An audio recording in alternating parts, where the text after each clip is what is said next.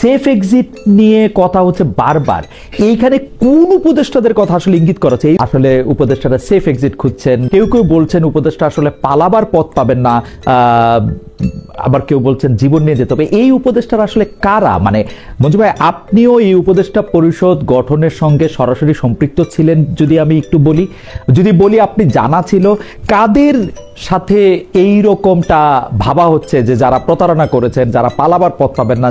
দেখেন, মাহফুজ আলম সাহেব যখন লন্ডন এবং নিউ ইয়র্কে আক্রান্ত হলেন, তখন নাহিদ ইসলাম সাহেব বললেন কেউ কেউ বা এই সরকার উপদেষ্টা তাদের ইঙ্গিত করে বললেন যে তাকে মৃত্যুর মুখে ঠেলে দেওয়া হচ্ছে।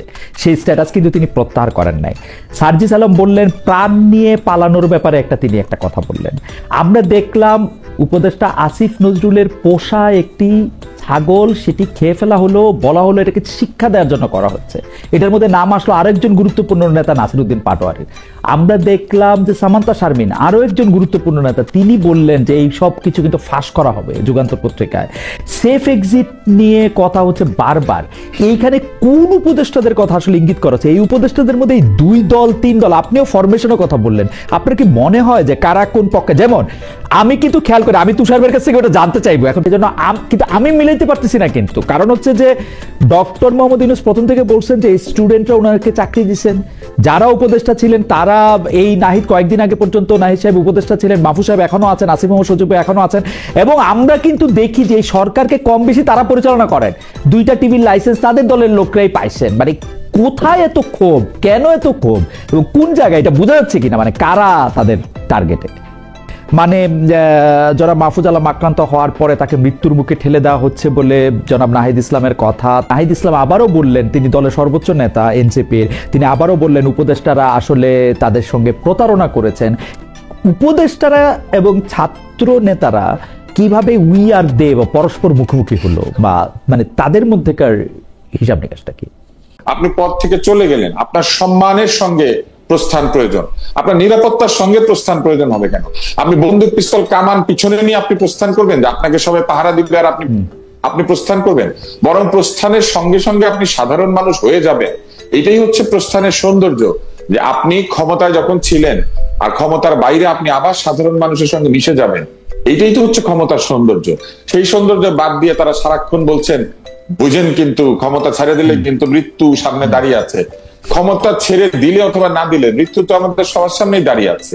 বিশেষভাবে উপদেষ্টাদেরকে সামনে ধ্বংস, সামনে মৃত্যু, সামনে নিরাপদ নাই, এগুলো তো এক ধরনের আমার কাছে মনে হয় ভয় দেখানো, হুমকি প্রদান।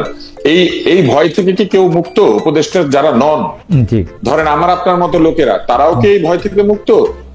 আমরা কি আসলে এই নিরাপত্তাহীনতা থেকে মুক্ত হতে পেরেছি? এই সরকার কি আমাদেরকে একটা নিরাপদ পরিবেশ দিতে পেরেছে? এই সরকার নিরাপদ পরিবেশ যে দিতে পারছে না, এইটা এই সরকারি বিভিন্ন জায়গাতে তারা স্বীকার করেছেন। এমনকি এই সরকারের যিনি স্বরাষ্ট্র উপদেষ্টা, তিনি পর্যন্ত বিভিন্ন জায়গাতে উষ্মা প্রকাশ করেছেন, হতাশা প্রকাশ করেছেন, রাতের 3টায় সংবাদ সম্মেলন করেছেন। একটা ছাগলকে নিরাপত্তা দিতে পারে না উপদেষ্টার বাসার মধ্যে, সেই ছাগল একজন নিয়ে গিয়ে কেটে খেয়ে ফেলে। তাহলে একটা ছাগলের নিরাপত্তা নাই যে দেশে, উপদেষ্টার বাসার ছাগল নিরাপদ না, তাহলে রাস্তায় যে ছাগলগুলি ঘুরে বেড়াচ্ছে না, রাস্তায় ছাগলের নিরাপত্তা আছে? খুবই আমার কাছে খুবই মজার ব্যাপার লেগেছে। আমি দর্শকদের মধ্যে থেকে কয়েকটা অংশ এটা বলি, যে জনাব নাসিরউদ্দিন পাটোয়ারি আমার অনুষ্ঠানে এসেছিলেন গত সপ্তাহে, এই বিষয় নিয়ে প্রশ্ন করার ক্ষেত্রে তিনি আমাকে সরাসরি বলেছেন যে এইটা আসলে উপদেষ্টা আসিফ নজরুলকে একটা শিক্ষা দেওয়ার মতো করেই এটা আসলে করা হয়েছে। আমি খুবই অবাক হয়েছি।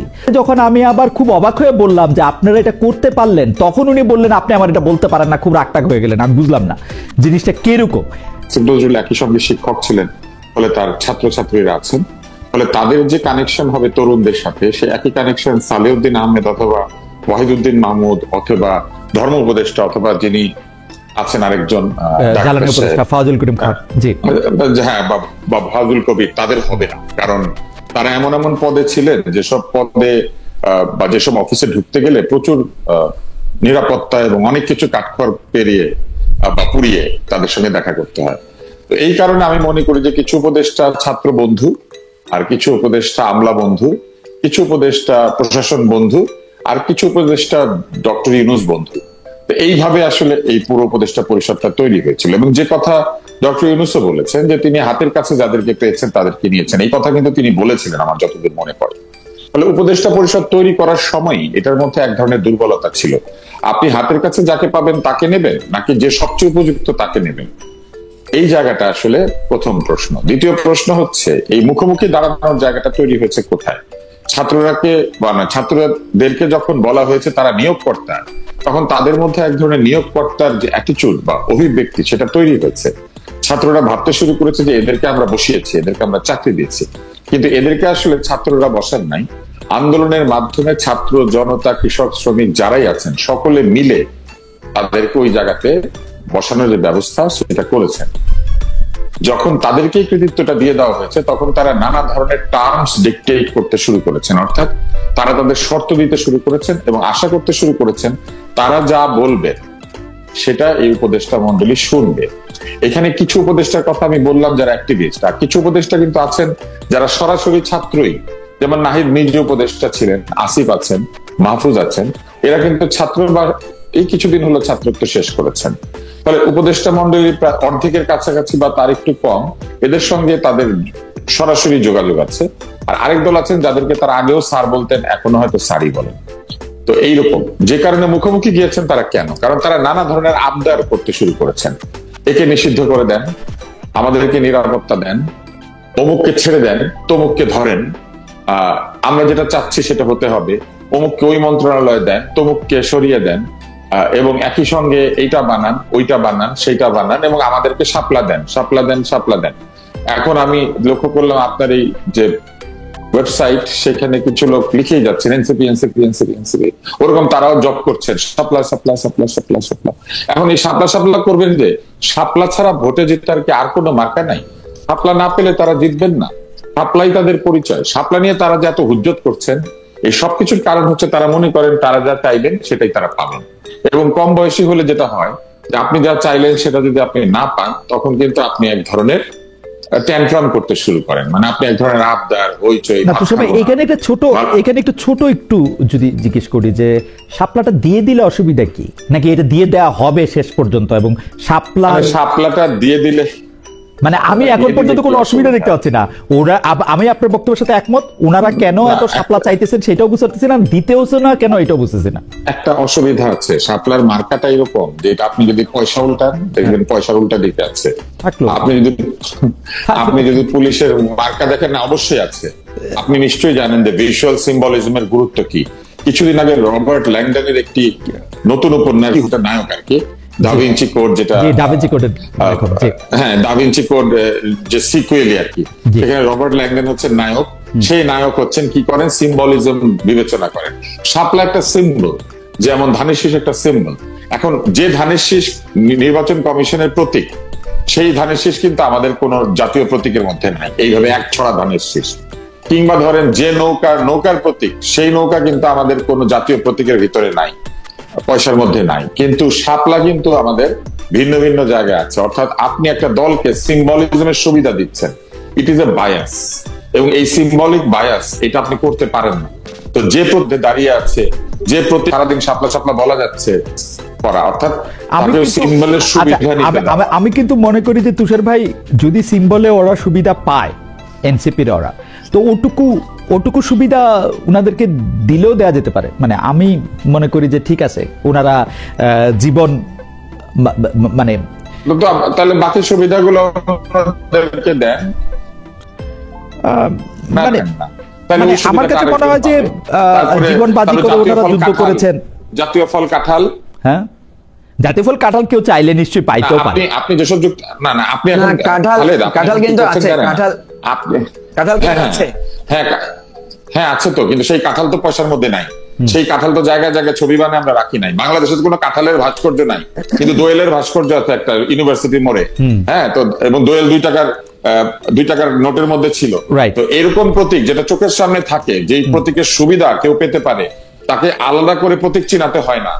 এরকম প্রতীক কাউকে না দেওয়াই ভালো আমার কাছে মনে হয়। ফলে নির্বাচন কমিশন কেন দিচ্ছেন না, এটা তার ব্যাপার। আর খালেদ, আপনি যে সব যুক্তি দিচ্ছেন এগুলা খুবই অদ্ভুত যুক্তি আছে আর কি। যদি তারা যুদ্ধ করেছেন বলে প্রতীক পান, তাহলে মুক্তিযোদ্ধারা যুদ্ধ করেছে, কোটা পাবে না কেন? আপনার যুক্তি কিন্তু ওই দিকে যাচ্ছে। তো মানে এই যুক্তিটা সঠিক যুক্তি না। কেউ যুদ্ধ করেছে সুবিধা পাওয়ার জন্য না, কেউ যুদ্ধ করেছে জনগণের জন্য সুবিধা এনে দেওয়ার জন্য, তারা যুদ্ধ করেছেন জনগণের জন্য, সুবিধা তারা চান। এইটা তো বিবেচনা নিতে হবে। তাহলে আমার কাছে মনে হয়েছে যে আজকে যে উপদেষ্টা মন্ডলীকে তারা কথা বলছেন সেখানে আরো কিছু সমস্যা আছে। যেমন তারা বারবার উপদেষ্টা মন্ডলীকে বলছেন সেফ এক্সিট, এক্সিট হবে অনারেবল এক্সিট। সেফ এক্সিট মানে কি? মানে কেউ কি পদ থেকে সরে গেলে সে অনিরাপদ হয়ে যায়? পদে কি আপনার জীবনের নিরাপত্তা? আপনি পদে থাকলে নিরাপদ, আর পদ ছেড়ে দিলে আপনি অনিরাপদ হয়ে যাবেন? এটা হচ্ছে একটা প্রশ্ন। কিন্তু দর্শকদের মধ্যে অনেকেই বলতেছেন আপনার মধ্যে যে টাকার মধ্যে কি ধানের শীষ নাই তুষার ভাই? আপনি যে পয়সার মধ্যে প্রতীক ধানের শীষ, প্রতীক যে ধানের শীষটা সেটা আছে না, কিন্তু নামও তো একটা পুরা ব্যাপার, তাই না? ভাবকে লিপ্ত হতে চাই না, সত্যি কথা। শোনেন তাহলে আরেকজন দর্শক বলেছেন, যারা আমি শুধু মন্তব্য করলে, আরেকজন দর্শক বলেছেন যে ডক্টর সাদিক মালিক দেখিয়েছেন এই প্রতীক বা এই শাপলাটির কথা যেহেতু সংবিধানে বাংলাদেশের প্রতীক হিসেবে আছে, সেটি সেজন্য এটি প্রতীক হতে পারে না। এখন উপদেষ্টা পরিষদ গঠন হচ্ছিল, আমরা দেখলাম যে ঘোষণা দেয়া কখন কি হচ্ছে, উনি মোট কথা বলা যায় যে উনি মুখ্য ভূমিকায় ছিলেন। সুতরাং এই কথাগুলোর ব্যাখ্যা যতক্ষণ পর্যন্ত উনি নিজে না দিবেন ততক্ষণ পর্যন্ত কিন্তু বিষয়টা আমাদের কাছে স্পষ্ট হবে না। আমরা যদি দেখি কিভাবে উপদেষ্টা পরিষদ গঠিত হয়েছিল, একটা কথা আপনারাও জানেন সবাই, এবং এটা কম বেশি সব জায়গায় এসেছে, যে ক্যান্টনমেন্ট থেকে যখন রাজনৈতিক নেতারা সহ সবাই যখন বঙ্গভবনে গিয়েছিলেন, সেখানে ছাত্রদের সাথে সেনা প্রধান সহ তাদের একটা আলোচনা হয়েছে, এবং সেই আলোচনায় আপনার সেখানে কথা ছিল যে কে প্রধান উপদেষ্টা হবেন। এবং নাহিদ ইসলাম কিন্তু বলেছেন যে 4 তারিখ থেকেই তারা কিন্তু ডক্টর ইউনূসের সাথে আলোচনাটা শুরু করেছেন, এবং সেখানে অসমর্থিত সূত্রে বলা হচ্ছিল যে সেনা প্রধান সেখানে বলেছেন যে ডক্টর ইউনূসের ব্যাপারে কি কি হতে পারে, যে ওনার যেহেতু কনভিকশন আছে বা উনি আগ্রহী না, এ ধরনের কিছু আলাপ ছিল। তো ছাত্ররা সেখানে বলেছে যে না, উনি হবেন, ইত্যাদি ইত্যাদি। যাই হোক, সেখানে একটা ফয়সালা হয়েছে যে ডক্টর ইউনূস হচ্ছেন চিফ অ্যাডভাইজার, এবং সেখানে রাজনৈতিক দলগুলোরও একটা মতামত, বা আমি মির্জা ফখরুল ইসলাম আলমগীরের কাছে আলাপ করে যেটা শুনেছি যে ওনারাও এটাতে সম্মতি দিয়েছেন। দ্বিতীয়ত আরেকটা সোর্স আমি জানি, সেটা হচ্ছে মির্জা ফখরুল ইসলাম আলমগীরের বাসায় ওনারা ছাত্ররা গিয়েছিল, সেখানে মাহফুজ আলম ছিল, নাহিদ ইসলাম ছিল সহ এরা 5-7 জন ছিল। সেখানে এক ধরনের তালিকা প্রস্তুত, আলোচনা হয়েছে। কিছু কিছু বিষয়ে কারো কারো মতামত, যেমন আমার কাছ থেকে একটা বিষয়ে মতামত জানতে চাওয়া হয়েছিল তখন, এখন যে ধর্ম উপদেষ্টা আছেন ওনার ব্যাপারে, যে ওনার ব্যাপারে ওনাকে চেনেন নাকি? তার মধ্যে হ্যাঁ, ওনাকে আমি চিনি, উনি মোটামুটি খারাপ না, ওনার সম্পর্কে সকল ইসলামিক বিভিন্ন মানে স্কুল অফ থটের যারা আছে সবার মধ্যে ওনার একটা গ্রহণযোগ্যতা আছে, উনি হতে পারে। আর বাকি যেগুলো, এগুলো তো কম বেশি আমরা সবাই চিনি। আমি যতটুকু জানি যে এই তালিকার বাইরে প্রফেসর ইউনূসের ইচ্ছায় বা ওনার সুপারিশে বা ওনার রিকমেন্ডেশনে হয়তো আরো নতুন করে 2-3 জন যোগ হয়েছে। এবং প্রথম দিকে আপনার আমাদের যে ওয়াহিদুদ্দিন মাহমুদ, উনি অনাগ্রহ দেখিয়েছেন বা উনি বলেছেন যে না, আমি এটাতে যুক্ত হতে চাই না। পরে আমরা দেখলাম যে ওয়াহিদুদ্দিন মাহমুদকে কিছুদিন পরে যুক্ত করা হয়েছে। এটা আমি কেন বললাম এই কথাটা, যে তাহলে এই উপদেষ্টাদের এখানে আমাদের চোখের সামনে ওনাদের সবার যে চিত্রটা আমরা দেখি, এখানে নাহিদ ইসলাম এখন যেটা বলছেন যে কারা কারা ওনাদের কথা রাখেননি বা ওনারা এক ধরনের, এই ক্ষেত্রটা তো আমাদের কাছে অস্পষ্ট, বা আমরা হয়তো কেউ জানি না যে কি কথা রাখেন নাই বা কি কথা ছিল। তবে একটা কথা এখানে আছে, আমরা যদি এখানে দেখি যে বেশ কয়েকজন উপদেষ্টা ছাড়া কিছু কিছু উপদেষ্টা আছেন যাদেরকে হয়তো আমরা দেখব যে আমাদের জুলাই অভ্যুত্থান অথবা আমরা যে 15 বছর ধরে সংগ্রাম করেছি সে সমস্ত ক্ষেত্রে হয়তো ওনাদের অত বেশি ভূমিকা, স্পষ্ট ভূমিকা হয়তো কারো কারো ছিল, কারো কারো ছিল না, ইত্যাদি বিষয় থাকে। এখন যেই কথাটা খালেদ ভাই আপনি রেফার করেছেন যে পালাবার পথ পাবে না, বা কেউ কেউ কথাও কেউ কেউ বলেন, কারণ আপনি জানেন যে উপদেষ্টাদের ভেতরকার, যেমন আমি আজকেও দু এক জায়গায় কথা বলে যেটা বুঝলাম যে উপদেষ্টাদের মধ্যে নানা ধরনের ফরমেশন আছে। তার মধ্যে কিছু কিছু উপদেষ্টা প্রথম থেকেই ছিলেন যে ওনারা মানে নির্বাচনের ব্যাপারে ওনাদের স্পষ্ট পজিশন ছিল যে নির্বাচন দিয়েই আমাদের চলে যাওয়া দরকার এবং নির্বাচন কে কেন্দ্র করে আমাদের কার্যক্রম হওয়া দরকার। কোন কোন উপদেষ্টা এমন ছিলেন যে ওনারা চিন্তা করেছেন যে না, আমরা একটা কনক্রিট সলিউশন আমাদের ঠিক হওয়া দরকার, ঠিক করে আমরা যাব। এখন আপনি যদি আমাকে প্রশ্ন করেন যে কারা কারা ছিল, কারা কোন পক্ষে, আমি তো অত স্পেসিফিক বলতে পারবো না। খালেদ ভাই, আমি তো একজন রাজনৈতিক কর্মী। জি তুষার ভাই যেভাবে বলতে পারবে, আমি হয়তো সেভাবে বলতে পারবো না, জি বা আমি বলবো না তা না। আমি যতটুকু জানি বা যতটুকু বুঝি, জি। আমার দৃষ্টিকোণ থেকে হয়তো আমি বলবো। আমি আপনাকে বলি যে একটা জিনিস আমরা যেটা দেখেছি, সেটা হচ্ছে আপনার মনে থাকার কথা যে প্রথম বঙ্গভবনে ছাত্রদেরকে নিয়ে যাওয়া নিয়ে একটা কনফিউশন ছিল যে কারা যেন সেখানে প্রতিনিধি আকারে গিয়ে উপস্থিত হয়েছিলেন। সেটার জন্য আপনার আসিফ নজরুলকে এক ধরনের প্রশ্ন করা হয় বা প্রশ্নবিদ্ধ করার চেষ্টা করা হয়েছিল, জোনায়েদ সাকিকে এক ধরনের প্রশ্নবিদ্ধ করার চেষ্টা করা হয়েছিল। এনিওয়ে, আমরা প্রাথমিকভাবে যেটা দেখি যে এখানে একটা কি রোল প্লে করেছেন ডক্টর আসিফ নজরুল, ঠিক আছে। তারপরে আপনার রেজওয়ানা আপা একটা কি রোল প্লে করেছেন শুরুর দিকে। এখন আমরা যদি দেখি যে ছাত্রদের সাথে কোঅর্ডিনেশনে কারা খুব বেশি ওতপ্রোতভাবে জড়িত, এখানে একটা অংশ আছে যারা ছাত্রদের সাথে কোঅর্ডিনেশনে খুব ওতপ্রোতভাবে জড়িত, আরেকটা অংশ আছে তারা হয়তো সেভাবে জড়িত না। আমরা যদি ছাত্রদের পার্টটাতে দেখি, সেটা দেখি আসিফ নজরুল ভাইকে দেখি, উনি কত বেশ, ওনার মানে ইন্টিমেট একটা কমিউনিকেশন আছে। রেজওয়ানা আপাকে দেখি, ওনার একটা ইন্টিমেট কোঅর্ডিনেশন আছে। আদিলুর রহমান খানকে দেখি, একটা কোঅর্ডিনেশন আছে। আর সেখানে উনারা কি একদল? জনাব উনারা কি একদল? আসিফ নজরুল না, একদল না। আমি দেখছি যে ওনাদের এক ধরনের ছাত্রদের সাথে ওনাদের একটা কোঅর্ডিনেশন আছে। Okay. এবং মানে অ্যাপারেন্টলি তো আপনার আসিফ মাহমুদ ভূঁইয়া এবং মাহফুজ আলম তো আছেই। এর বাইরে যারা ধরেন আমরা যদি সিনিয়র মিনিস্টারদের মধ্যে ধরি, সিনিয়র অ্যাডভাইজারদের মধ্যে ধরি, তাহলে দেখবো ওয়াহিদুদ্দিন মাহমুদ বা সালেউদ্দিন, ওনাদেরকে মোর আমরা দেখি focus on their ministry and এই ধরনের ইস্যুগুলোতে। এবং এখানে আপনি কিছু কিছু অ্যাডভাইজার দেখবেন যে তারা শুধুমাত্র তাদের কার্যক্রমের বাইরে খুব বেশি কার্যক্রমে তারা ইনভলভ না। Okay. এখন প্রশ্ন হচ্ছে এরকম একটা সরকারে খুব যে একটা কোঅর্ডিনেশন হবে, খুব যে একটা মিলমিশ থাকবে, এটা তো হওয়ার কথা না। কারণ এরা কোনো একটা নির্দিষ্ট দল বা নির্দিষ্ট কোনো একটা জায়গা থেকে যে আসছেন, বিষয়টা এমন না। এটা নানা বিবেচনায় নানা জন এখানে যুক্ত হয়েছেন। কারো তাদের অভিজ্ঞতার কারণে যুক্ত হয়েছেন, কেউ আন্দোলনে ভূমিকার কারণে যুক্ত হয়েছেন, কেউ তাদের, যেমন ধরুন সালেউদ্দিন সাহেব, ওনার ওই অর্থ মন্ত্রণালয় একটা বিশেষ ওনার এক্সপার্টাইজ আছে বলে উনি এটাতে যুক্ত হয়েছেন। এইভাবে নানা বিবেচনার এখানে একটা টিম তৈরি হয়েছে। এখন যে আলোচনাগুলো উঠছে যে এখানে স্বার্থ সংশ্লিষ্ট ব্যাপার, এখানে ছাত্রদের যে ইচ্ছা আকাঙ্ক্ষা বা বিচার বা আপনার আমাদের সংস্কার, এই সমস্ত জায়গা থেকে নানা ধরনের ব্যাখ্যা বিশ্লেষণ বা বিভেদ টুকটাক যে নাই, বিষয়টা তা না। ওকে, কিন্তু আলটিমেটলি যে জিনিসটা দিকে আপনি ইঙ্গিত করছেন, আমার কাছে মনে হয় না যে এটা কোনো খুবই সিরিয়াস ইস্যু। এটা এক ধরনের, আমার কাছে আমি মজিব আবার আপনার কাছে ফিরি। আমি কিন্তু খুব বিনীতভাবে মনে করি যে এটা একটা সিরিয়াস ইস্যু।